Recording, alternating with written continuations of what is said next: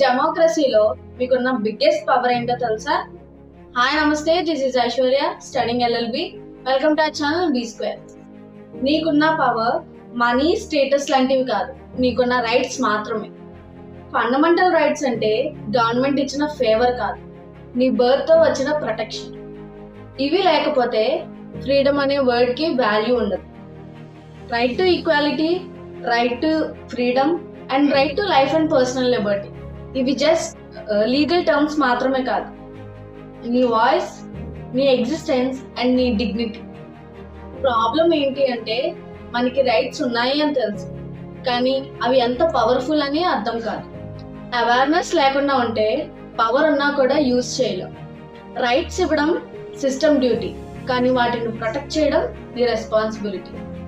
Great nation అంటే government తో వచ్చేది కాదు, సిటిజన్స్ తో బిల్డ్ అయ్యేది. Know your rights, use your voice, అప్పుడే నీకు నిజమైన ఫ్రీడమ్ వస్తుంది. ఇలాంటి ఎన్నో విషయాల కోసం ఫాలో వి స్క్వేర్. జై హింద్.